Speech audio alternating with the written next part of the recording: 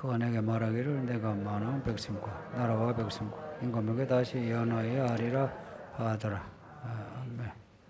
그 요한이 작은 두루마리를 먹었다 하는데 이게 진짜 두루마리를 뜯어 먹었다 이렇게 생각하지는 않겠죠. 예, 두루마리의 내용을 받아들였다 하는 겁니다. 그 두루마리의 내용을 먹었는데 입에서 달더라 합니다. 그런데 읽은 뒤에 그 말씀을 소화하는데 배에서 써더라, 불편하더라는 겁니다. 내 말씀을 씹어 먹고 또 되씹어 먹지 않으면 맛을 알 수 없겠죠. 음식이 입에 들어가면 맛이 바로 나는데 말씀의 맛을 알려면 좀 씹어야 될 겁니다. 그리고 배에 들어가면은 그 말씀이 우리를 이제 불편하게 한다. 씹는데 시간 걸리고 말씀을 감당하는데 시간 걸리고 시간이 걸립니다. 그 성도들이 잘 못하는 게 이 시간 걸리는 것을 잘 못하더라고요.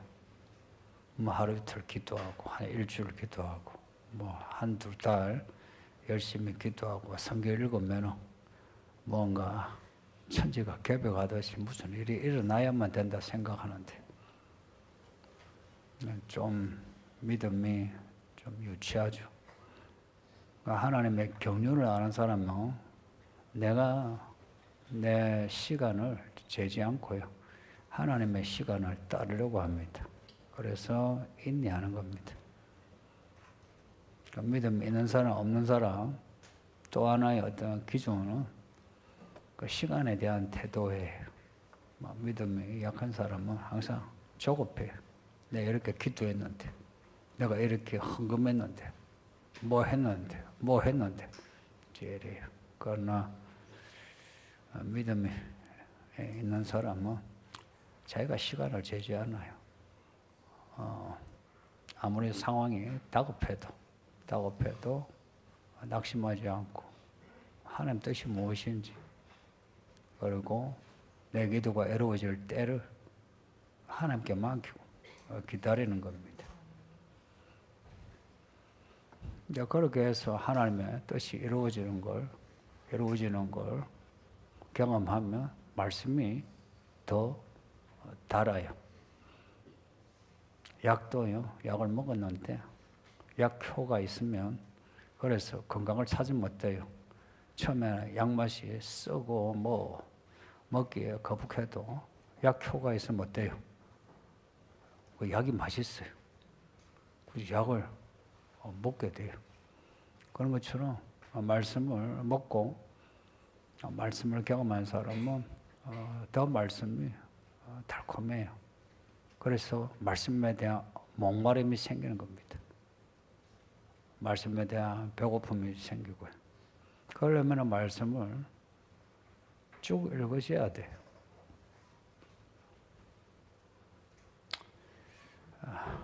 여러분에 대해 아쉬운 거 이야기하면 성경을 아는 것 같은데 성경을 참 모르더라. 그리고 아는 것 같은데 구절구절 하나 단편적으로 알고 그 단편의 구절을 엮고 스토리를 만드는데 약하더라. 또 하나 성경이 하나님의 영의 감동으로 기록된 성경이라면 이 성경은 하나님의 그 운동력이 들어가 있거든. 근데 하나님의 운동력에 대해서 별로 기대하는 게 크지 않더라. 타 종교에서 종교성으로 그렇게 정성을 다하는 것처럼 이제 그런 차원이 다분히 있더라 하는 겁니다. 이제 그럼 성경은 뭐가 다르노? 성경은 종교성이 아니고 살아계신 그 하나님과의 관계 여기서 시작합니다. 아버지라고 부르세요. 아버지. 아버지 하나님. 하나님을 아버지라 부르면서 아버지 하나님과의 관계가 됩니다. 아버지라 부른다는 것은 하나님의 그 DNA를 가졌다는 거예요. 그 하나님의 DNA가 어디서 비롯되나 하면 성령입니다. 성령을 받음으로. 근데 이런 말씀 자체를 잘 실감 못하고 이제 받아들이지 못하는 사람들은 사실은 안타까워요. 정말 안타까워요. 왜 그런가 하면 믿음이 없어서라고 이제 퉁 칠 수 있는데 사실은 이제 그걸 믿음이 없다라고 하는 그거 껍데기 이제 벗겨놓으면 안에 사람이 악해서 그래. 사람이 못돼서 그래. 이 말씀은 선한 말씀이에요. 이 선한 말씀을 못 받아들인 거는 악해서 그래. 요한복음 1장에 빛이 임했는데 어둠이 알아보지 못했다 하는 겁니다. 그래서 그런 사람의 특징은 자기 인생을 자기 생각대로 살아요. 여기 청년들은 그런 여자, 그런 남자 만나면 인생 힘들어집니다. 그런 사람들 만나지 마세요. 또 그러면 그러겠죠. 내가 그러다가 이렇게 아직도 노총각 노처녀라고 그러겠죠.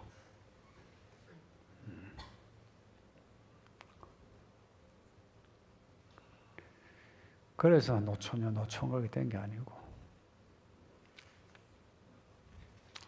향기가 나면 벌이 날아온대요. 나비가 날아오고. 여러분이 예수 잘 믿어서 향기가 나면 여러분에게 보내주시는 벌 같은 나비 같은 사람이 있습니다. 향기를 뿜는 청년들이 되세요. 향기를 뿜는. 스스로가 자기 모순에 빠져가지고 나는 믿음으로 내가 지금 혼자 있다. 그런 소리 하지 마요. 성경에 그런 이야기 없어요. 믿음의 향기를. 그러면요. 안 믿는 사람도요. 야, 저 사람 놓치기 아깝다 해서 결혼하려고 해요. 저 사람 놓치기 아까워서 저 사람 다니는 교회도 다니고 저 사람 놓치기 아까워서 저 사람 가지는 믿음도 같이 가지려고 그래요. 근데 이제 여러분이 아깝다 생각 안 하니까 별로 없네 하니까 맞아. 나 교회 열심히 사람 싫다 하는 겁니다. 직장도 여러분이 직장에 도움이 되면 직장에 그 경영자는 여러분을 붙잡으려고 해요. 그런 거라. 이 말씀으로 배우고 확신하고 거하고 구원에 이르는 지혜가 있고 온전한 사람이 되고 선한 일을 행하는 능력이 있다 해보세요. 그러면 이런 사람이라면 그 가정에서, 직장에서, 교회에서 빛이 날 수밖에. 혹은 따뜻할 수밖에. 근데 그 사람하고 있으면 뭔가 좋을 것 같은 거예요. 먹고 마시고 하는 그런 얄팍한 즐거움은 좀 떨어져도 같이 있으면 잘 될 것 같은 그런 감이 생기는 그런 감을 사람들에게 주는 게 그게 선한 능력이에요. 하나님은 우리를 부르실 때 그런 사람 되게 하신다는 겁니다. 그래서 여기 아이들부터 어른들까지 우리가 있는 그 삶의 자리에서 그런 믿음의 능력이 있는 사람이 되어야 하는 겁니다. 하나님은 그런 사람을 또 기뻐하시고 더 기뻐하시고 하나님이 기뻐하셔 이렇게 만져주시면 그 만져주심이 하나님의 이 터치가 돼. 이게 기름 부음이에요. 하나님의 기름 부음입니다. 그래서 믿음은 좀 욕심을 내야 합니다. 욕심을 가져야 해요. 아침에 제가 말씀을 들었는데 잘 살아보고 싶다. 잘 살고 싶다. 내가 연애도 잘하고 결혼도 잘하고 내가 애도 낳고 잘 살고 싶다 하는 그런 욕심이 있어야 돼요. 야곱 보세요. 형의 에스가 있지만 하나님의 주시는 복에 대한 욕심이 있는 거예요. 그런 욕심을 키워야 하는데 좀 무력해져 있어요. 욕심입니다.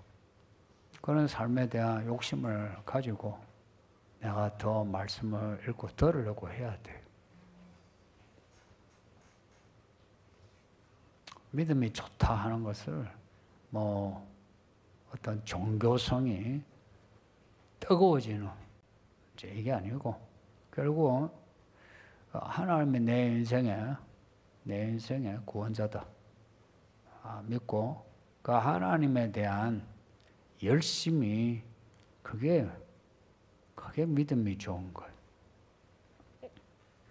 여러분 보고 죽어 우리 다 천당 갑시다 이런 말은 제가 잘 하지 않아요. 살아서 잘 살자. 잘 살자는 이제 그 내용을 우리가 또 배우는 거고 잘 살자는 겁니다. 그래서 여기 있는 부모들은 여러분이 어설프게 살아온 거 인정하시고 여러분의 자녀들은 어설프게 키우지 마세요. 네, 이렇게 이야기해도 안 통하는 건 알아요. 진짜 여기 젊은 부모들 있는데 말이 잘 안 통해. 다 똑똑해가 자기 나름으로 키워. 내가 이것도 장담하지. 여러분의 자식, 여러분 품에 안 있어. 다 나가. 성경에 아브라함, 이삭하고 다윗을 비롯해서 그런 복 있는 사람의 특징이 뭔지 아세요? 죽을 때 새끼들이 다 있어. 그들에게 축복을 해요. 그렇다고 그들이 그 새끼들의 삶을 좌지우지하고 길을 방해하고 그런 거 아니거든요. 저들은 길을 트여주는 축복을 한 거라. 근데 지금은 그런 부모가 참 드물어요. 그래서 여러분의 부모들이 그렇게 안 했으면 우리가 그렇게 합시다. 이런 것에 대해서 좀 뜨거운 열정을 가졌으면 하는데 이상해요. 길에 5만 원짜리 있으면 줄까요? 안 줄까요? 또 여기 또 안 준다는 사람이 있긴 한데 주어요. 길에 노트북이 떨어졌으면 줄까요? 안 줄까요? 주어요. 돌려줄지라도 주어. 그 돌려줄지라도. 왜? 아이고, 이 귀한 거 잃어버리면 그 사람이 얼마나 찾을까? 아니면은 주인 없는 거라 유실물 같으면은 그럼 이거 내가 가질까 해서라도 줍지. 근데 이 말씀을 값없이 이렇게 막 주시잖아. 값없이 그냥 있잖아요. 그러니까 이게 마치 찌라시처럼 이렇게 하니까 사람들이 말씀을 진짜 싸구려로 듣는 거라. 근데 그렇지 않아요. 말씀은 싸구려가 아니고 보석입니다. 우리 인생을 보석처럼 빛나게 하는 그런 살아있는 보석입니다. 근데 이 보석을 가벼이 여기는 거라. 물론 우리가 읽고 듣는 모든 말씀 하나에서 10가지 다 막 받아들여가지고 다 살아야 된다. 이제 그렇게 강제할 수는 없죠. 자, 그렇게 하면 참 스트레스예요. 그 스트레스 건데 그 방향이라 이야기라. 그리고 온전하지 않은 부분에 대해서 내가 부족하다고 인정하고 살려고 하는 거예요. 그러면 말씀에 대해 좀 겸손해야 되거든요. 겸손해야 돼요. 언젠가 어느 책인가 어느 강의에서 들었는데 사람이 언제 겸손해지노 하는데 기도해도 겸손 안 해줘요. 성경 읽어도 안 해줘요. 사람이 겸손해지려면 도저히 남들 앞에 나설 수 없는 그런 수치를 당할 때, 그런 부끄러운 일이 일어날 때에 사람이 겸손해져요. 그래요. 틀리지는 않죠. 그런데 안 믿는 사람도 그럴 때는 겸손해지죠. 믿는 사람도 그럴 때 겸손해진대요. 그러면 믿는 사람, 안 믿는 사람 뭐가 차이 나요? 성경의 겸손은 그런 겸손이 아니에요. 여러분이 이 성경의 고결함을 알아봤으면 싶어요. 인터넷에 혹은 책에 우리가 듣기에 참 이렇게 말초를 건드리는 사이다 같은 그런 말들 많거든요. 근데 그런 말들은 우리를 병들게 해요. 우리의 믿음을 병들게 해요. 가장 안전방은 여러분이 성경을 읽어내는 겁니다. 좀 읽으세요. 우리 남자들, 내가 남자들 이야기하는데 내가 왜 남자들 이야기하는지 실감만 안 나는 사람은 당신은 아직 남자가 아니야. 내 이 말은 처음 하는데 당신 아직 남자 아니야. 남자가 되려면 남자다움에 있어야죠. 그런 남자다움을 생각한 사람은 적어도 제가 하나 이 얕은 지적에 대해서 실감할 수밖에 없어. 근데 남자다움이 없는 그냥 생물학적인 남자로만 족한 사람은 그냥 자기가 돈 번 거 자기 몸뚱어리 자기가 그렇게 살아가요. 근데 진짜 남자는 달라요. 나와 함께 내 가정, 이 사회, 이 시대에 대한 책임을 가져요. 그러면은 요한처럼 말씀을 먹어야 돼요. 그래야 온 사람에게, 온 세상 사람에게 다시 예언하리라 그러죠. 이 사람이요, 말씀을 말해낸다는 거 쉬운 일이 아니에요. 다시 예언하여 그래요. 말씀을 먹고 그 달콤한가 그리고 배에서 쓴 것을 경험한 요한이라야 예언하죠. 다시. 그래 사람을 얻죠. 왜 사람을 얻지 못하냐? 말씀을 먹고 말씀에 배에서 쓴 이런 경험이 없는 거라. 그냥 비상적인 거라. 이 사회가 갈수록 비상적이 돼요. 이 거풀만. 그래서 속을 후비지 않죠. 그죠? 속을 후비는 말 서로 하지 않죠. 그죠? 왜 성도들도 그러거든요. 목사들 모이면 무슨 말을 할 것 같습니까? 장로들 모이면 무슨 말을 할 것 같습니까? 다 시시껄렁한 말을 해. 시시껄렁한 말을 한다. 그러고는 이제 요 앞에 강단에 서면은 이제 거룩한 말을 하고 앞뒤가 안 맞잖아. 그러니 힘이 없죠. 힘이 있으려면 안팎이 같아야죠. 말과 행동이 같아야죠. 여러분은 말씀을 먹었어. 먹는 게 뭔지를 여러분이 체험하셔. 먹었어. 야, 말씀이 참 달다. 야, 말씀대로 살려니 참 쓰네. 근데 쓴데 내 몸을 고치고 내 인생을 고치는 약이다. 야, 말씀대로 살아야지.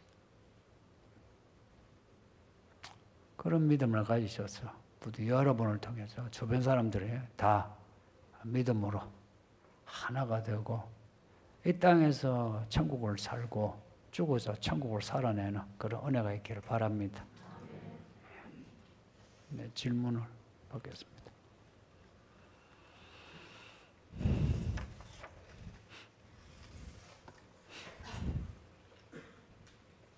사회적 지위가 높은 사람들 혹은 많이 배운 사람들이 교회에 왔을 때 그중 대접받기를 좋아하는 바람직하지 않은 모습에 대해 여러 번 말씀하셨습니다. 그렇다면 그들을 대하는 성도들의 바람직한 태도는 어떤 것인지요? 성도님들, 이렇게 생각하세요.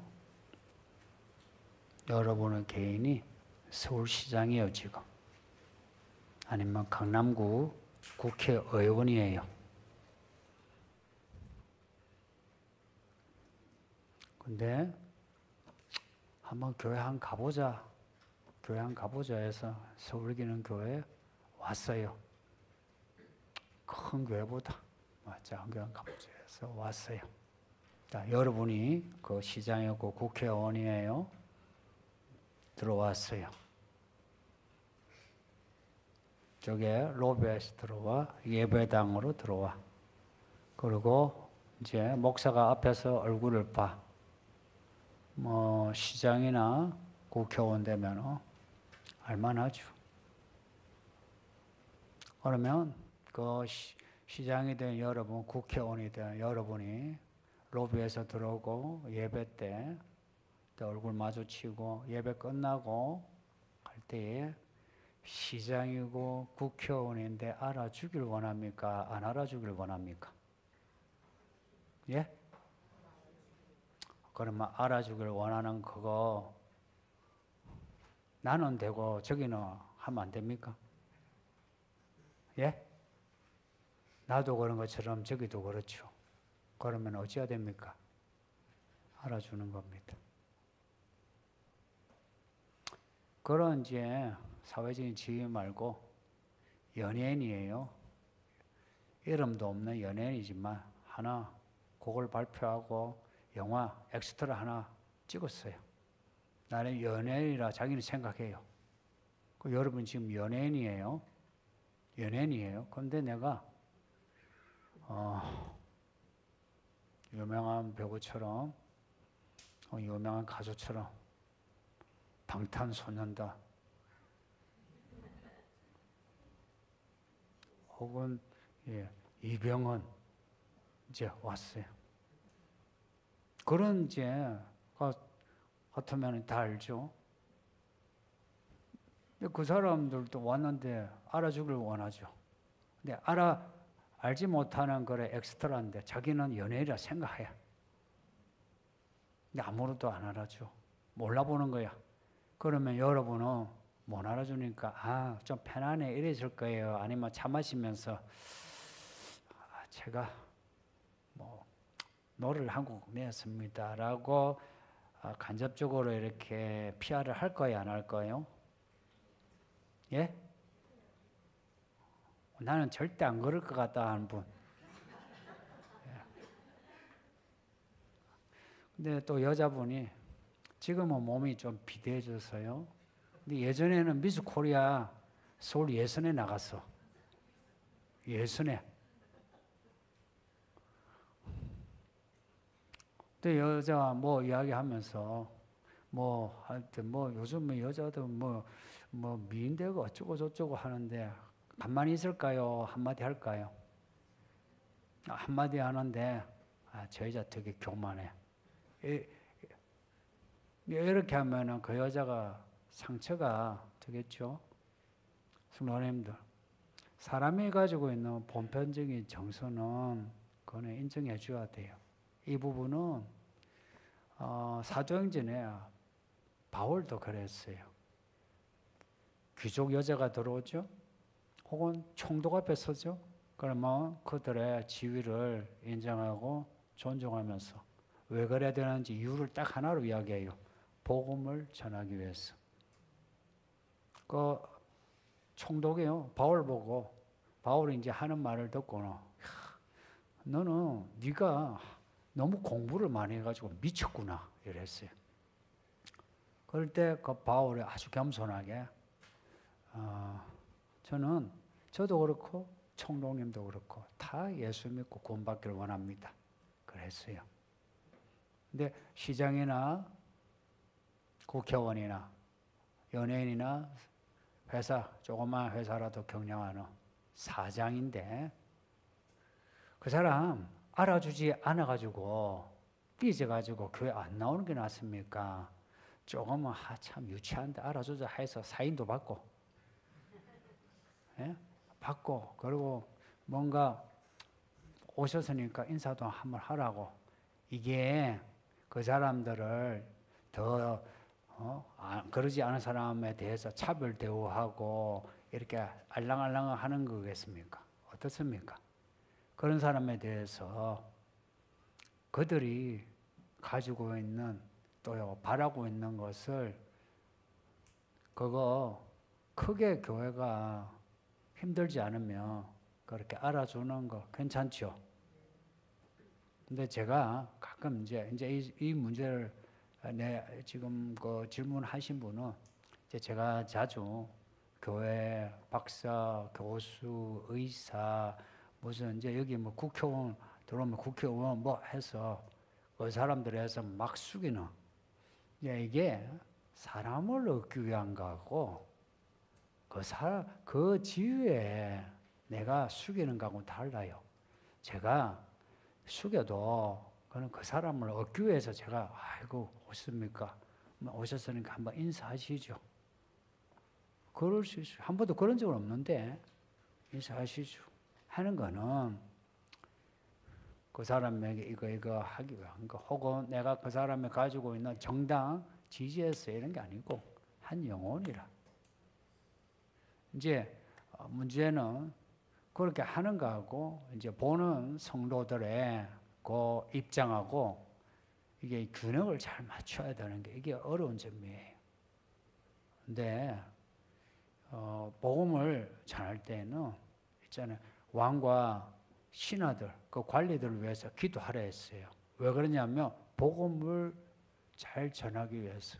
예를 들어서 시장이 왔는데 교회 처음에 말랑말랑 하는 것처럼 했어요. 근데 그 시장이 집사가 되고 장로가 되었어요. 그래서 그 사람 구원을 받고 믿음이 생겼어. 그러면 그 시장이, 그 국회의원이 정책을 펼칠 때에 교회에 이롭겠어요? 해롭겠어요? 이로운 거예요. 그렇게 하라는 거예요. 그래서 여러분, 누가 이래 오면 있잖아요. 막 숨기는 거, 그런 사람 뭐 놔도 돼요. 근데, 하면서 뭐, 노래도 하고, 배우도 하고, 사업도 하고 하면서, 있잖아요. 뭐 차도, 있잖아요. 스포츠카 팍 하고, 와가지고, 또 사람들을 보길 원하죠. 그죠? 스포츠카 타는 이유가 뭐예요? 근데 지나가면서 그 시끄럽게 하는 이유가 뭐예요? 다 나만 보라 하는 거죠. 그죠? 그러니까 봐줘야지. 그죠? 그거 봐주는 거, 그거 기분 나빠하지 마세요. 그래서 제가, 여러분이 오해하지 않을 만큼 하려고 해요. 그러면은 이제 그런 거 없는 사람은 무시하느냐? 또 그건 아니에요. 그 사람들은 그 사람들의 그 바라는 부분이 있어. 그 부분을 우리가 사람을 얻기 위해서라면 뭘 못하겠습니까? 성도님들. 예? 빌빌거리면 빌빌거리면 되지. 빌빌거리는 거 돈 안 들잖아요. 한 번씩 잘 빌빌거려요. 빌빌거리면 돼. 이제 대신에 없는 사람들이 와서 소외 안 되도록 그거는 신경을 써야 하는 겁니다. 그러니까 여러분이 이 바람직한 태도할 때에 제가 하는 말을 이거요 아주 경직되게 그렇게 받아들여가지고 누가 왔는데 그 뭐 여기 그 국회의원이라 오늘 목사님이 국회의원이고 뭐고 뭐 똑같이 하래. 다 똑같아요. 그런 사람 그 대접하면 그 교회가 아니래. 해서 또 성도들이 이렇게 하면은 저분 그렇게 안 받는데 왜 저러나 이제 이렇게 하지 마세요. 이거요 제가 지난주인가 뭐 하여간 기억이 잘 안 나는데 무슨 우리가 딱 가지고 있는 어떤 기본적으로 가지고 있는 틀 있죠. 프레임. 그것에 맞추면 안 돼요. 내가 가지고 있는 혹은 우리 공동체가 만들어 놓은 프레임 그거요 약간 유연성 있게 만들어야 돼요. 유연성 있게. 그 유연성 있게 하는 거는 목적은 딱 하나예요. 사람 얻는 거예요. 이거는 그때마다 지혜가 필요하니까 그러니까 여러분들 서로 오해도 하지 마시고요. 또 다른 질문을 보겠습니다. 지금처럼 사회가 여러 가지 문제들로 시끄러울 때에 우리는 어떻게 분별하고 행동해야 합니까? 예를 들면 대통령 탄핵에 대해 어떤 태도를 취해야 하는지 궁금합니다. 성도님들, 하나님은 지금의 국민의힘당 편이에요? 민주당 편이에요? 그러면은 선거할 때 국민의힘을 찍어야 돼요? 민주당을 찍어야 돼요? 질문이 항상 이렇게 연결돼요. 그러면 왜 하나님은 국민의힘당 편이 아니고 민주당 편이 아닐까요? 왜 아닐까요? 국민의힘당, 민주당이랑 당 강령이 있어요. 당 강령은 항상 이념을 추구해요. 그 이념은 이데아예요.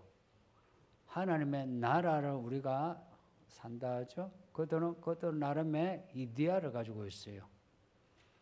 그래서 국민의힘당이 추구하는 이데아, 민주당이 추구하는 이데아 하고요. 우리가 믿는 성경의 하나님의 나라하고요. 어느 게 더 좋을까요? 성경이 추구하는 나라가 진짜 좋은 거예요. 그래서 진보든 보수든 좌든 우든 그들이 추구하는 이념보다 하나님의 강령이 훨씬 낫다는 거 이런 거예요. 국민의힘당에게 부족한 거, 민주당에게 부족한 거, 하나님의 강령에서 찾아야 돼요. 그 하나님의 진리가 그 위에 있지 아래에 있지 않고 그 이념하고 이렇게 평등하지 않고 항상 위에 있다. 해서 믿는 사람은 어느 당이든 추구하는 당의 이념에 매몰되면 안 돼요. 그리고 당이란 거는 권력을 쟁취하는 게 목적이에요. 이거는 민주주의에서는 그래요. 왜 민주당에 있는지 아세요? 대통령 세우려고요. 국민의힘당에 있는 이유가 뭔지 아세요? 대통령 세우려고. 이거요. 정치학적인 공론이에요. 권력을 잡으려고. 그래서 그들은 항상 그들이 가지고 있는 이념 혹은 정책으로 어떤 힘의 우위를 가지려고 해요. 그러면은 이제 그게 헤게모니를 잡는다 하거든요. 그래서 국민의힘당이든 민주당이든 무슨 당이든 뭐 이쪽 당이든 다 선전을 해요. 그게 이제 프로파간다라고 해요. 선전은 다 해요. 저게 좌익만 프로파간다가 있는 게 아니고요. 다 프로파간다를 가지고 있어요. 그리고 다 포퓰리즘을 가지고 있어요. 포퓰리즘이나 이 사람들의 그 마음을 지지를 얻어가지고 아마 이게 진짜든 안 진짜든 마음 얻는 데만 목적이 있는 게 포퓰리즘이에요. 해가지고 자기가 권력을 잡는데 목적이 있는 거예요. 그러니까 만일에 믿는 사람이 좌든 우든 진보든 보수든 그 당에 매몰되고 혹은 그 당의 강령에 매몰되면 믿음 생활 못합니다. 믿음 생활 못해요. 왜 못하냐? 이미 세상 사람이라. 이제 그러면 이제 그런 이제 원칙을 이제 고수하는 거예요. 고수해야 돼요. 이거 쉬운 거 아니에요? 이제 그러면은 우리의 상황 텍스트가 그러면 컨텍스트가 이제 대통령이 탄핵이 되었어요. 여러분 대통령이 뭐 이거 전후 빼고 그냥 대통령이 탄핵당한 이유가 뭐예요? 탄핵당한 이유가 뭐죠? 예? 자, 다 같이 시작. 참, 요 무식하시네. 알면 아는 대로 지식은 아는 걸 표현해낼 때 지식이라 그래요. 아세요? 아는 걸 표현 못하면 지식이라고 하지 않아요. 이게 아리스토텔레스의 지식론에서요. 되게 유식하죠. 뭐 플라톤 이러니까 뭐가 있어 보이죠, 그죠?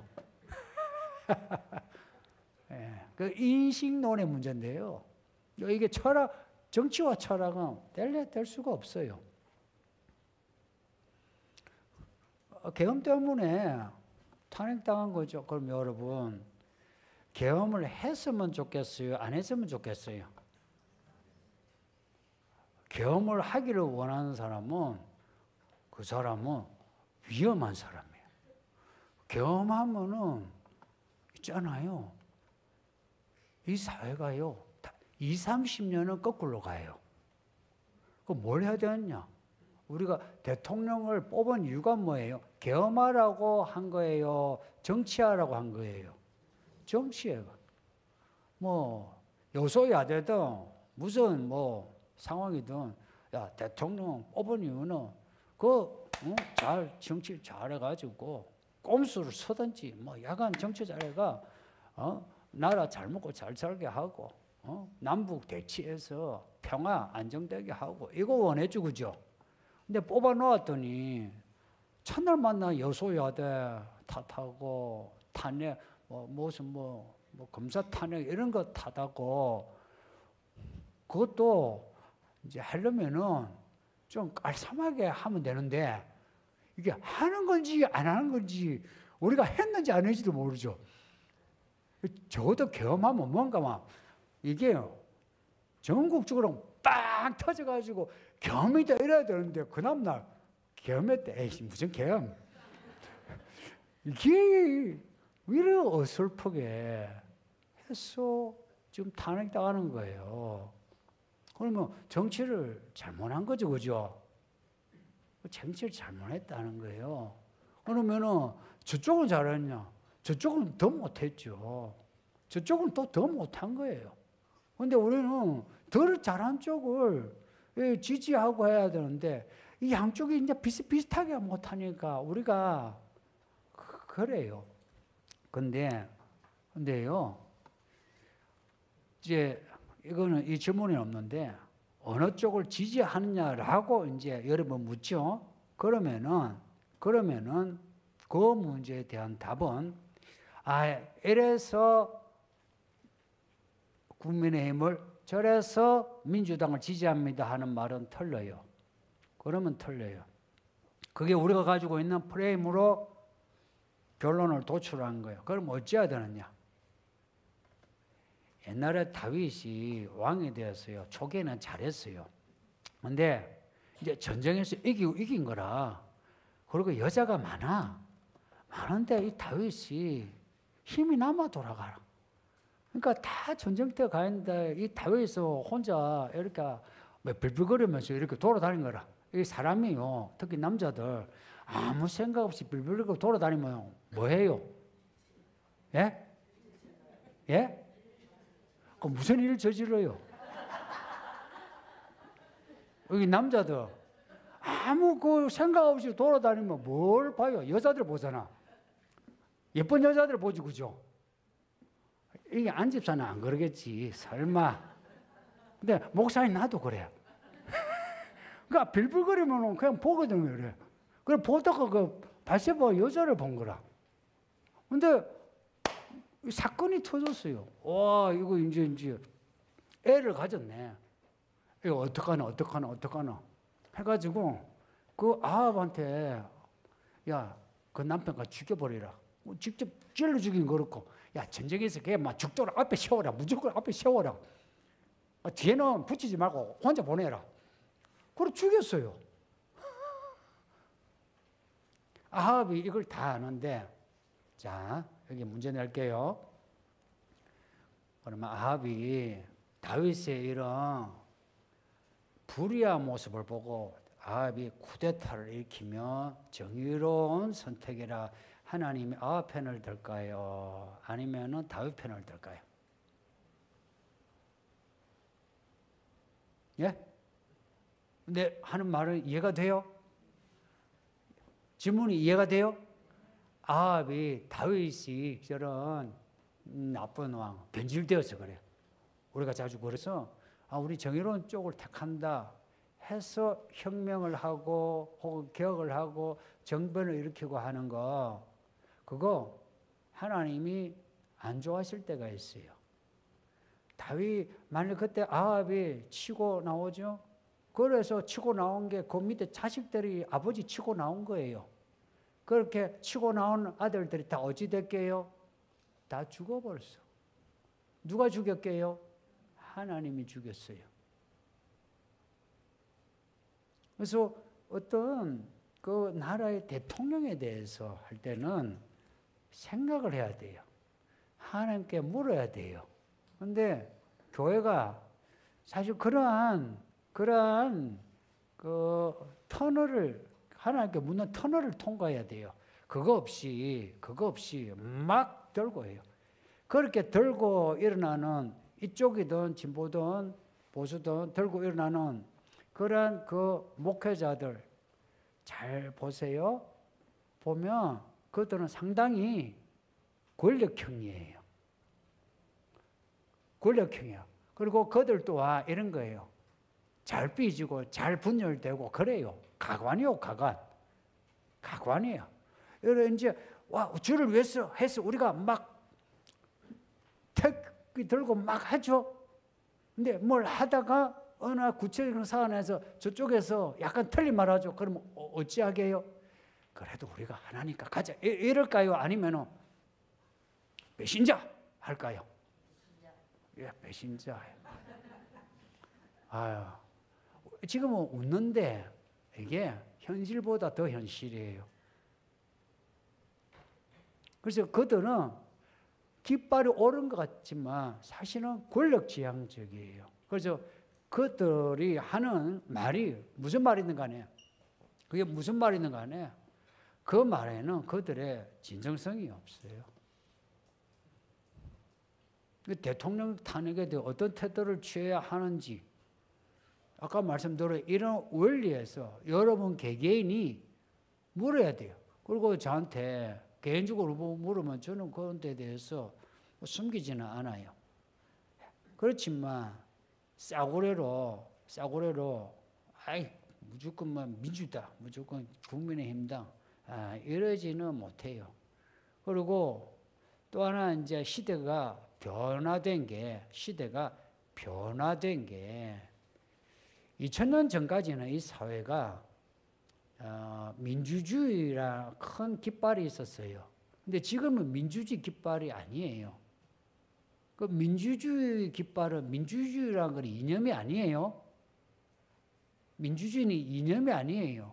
민주주의 정치 시스템이에요. 근데 그전에는 민주주의라고는 정치 시스템이 안 돼가지고 여든 야든 민주주의를 깃발을 세운 거예요. 근데 이후 2000년대 후 정확하게 말하면 노무현 이후로는 이제 이게 민주주의가 시스템이 아니라 이데올로기가, 좌우 이데올로기가 이제 본격화돼요. 좌우 이데올로기가요. 좌우 이데올로기가. 이거는 이제 철학에서 말하면 뉴 막시즘이에요. 예전에 그 마르크시즘하고 뉴 막시즘이 이제 말하자면 좌에서 극좌로 가죠. 이게 이런 거예요. 보세요. 네, 여기 있어요. 이제 여기 보수가 여기 있어요. 여기 있어요. 근데 원래 약간 좌에 있던 사람이 극좌로 갔어요. 극좌로 갔어요. 그러면은 내가 이렇게 멀어지니까 나는 좌의 극이 저쪽은 뭐예요, 그러면? 극우가 돼요. 반대로 좌가 여기 원래 좌가 조금 우가 있어요. 있는데 좌는 가만히 있어요. 그런데 이쪽에서 저쪽으로 가면은 이제 극우가 되죠. 그럼 저쪽으로 가만히 있는데도 뭐가 돼요? 극좌가 돼요. 그래서 극좌란 말에 그 말에 여러분이 그 휩쓸리지 마세요. 믿는 사람은 지켜야 하는 믿음 생활을 잘하면 돼요. 이건 원칙이에요. 그리고 그 믿음 생활을 잘하는 사람들 간에는 서로가 모여가지고 집회를 안 해도 공유하는 하나님의 나라에 그런 감이 있어요. 그걸 추구하게 돼요. 근데 이제 사람들이 원하는 거는 그게 아니죠. 눈에 보이는 거죠. 다 눈에 보이는 거. 두수 있죠. 두수. 그러니까 이쪽에서 몇만 명 하면은 뭐 언론에서 막 만 명 하면은 우리 아니다 10만 명 모였다 그러죠. 또 이쪽에서 또 뭐 언론에서 만 명 하면 우리는 10만 명이다 그러죠. 그 자체가 웃기는 거 아닙니까? 그래도 참 내 목회자로서 미안한 게 목사들이 모여놓고 저쪽에서 만 명이라 했다가 삐져가지고 우리는 10만 명인데 이런 자체가 웃기는 거 아닙니까? 여러분은 그러면은 오늘 이 자리에 저기 광화문에 가서 반대, 찬성 이런 거 안 하고 여기서 뭘 해야 합니까? 안 가고 여기 있는 이유가 뭡니까? 여기에 있는 이유는 우리가 여기에 있으므로 하나님의 나라가 그 힘이 펼쳐지는 거예요. 이게요, 깃발을 들어서 되는 건 아니더라고요. 역사를 보면 그 역사의 힘이요. 말이 길어질 것 같아서. 역사의 이 원동력이요. 누가 그랬어요? 우연성이 크다 그래요. 우연성이. 어떤 그 역사의 어떤 변곡점이 되는 그게요. 희한하게 생각지 않은 데서 탁 터지면서 이게 어떤 그 빅뱅으로 커졌다는 거예요. 그러면 그 변곡점이 되는 우연한 사건이 어떻게 일어났노 하면 하나님 하신 거예요. 하나님 하신 거라. 지금의 아이고 하품 소리가. 아이고 이거 어떻게 해야 되나 빨리 마무리하겠습니다. 예, 오늘도 네, 이 정도 하겠습니다. 이런 복잡한 시대에 여러분 휩쓸리지 마세요. 뭔가 복잡하게 생각하지 말고 믿음 생활 하시면 돼. 이게 애국입니다. 애국. 예, 말씀 생각하면서 기도합시다. 아버지 하나님 감사합니다. 정말 감사합니다. 주의 말씀 읽게 하고 듣게 하시니 감사합니다. 오늘도 이렇게 예배에 우리가 읽고 들어 모든 말씀이 우리에게 생명의 양식이 되게 해 주소서. 이 마지막 때에 우리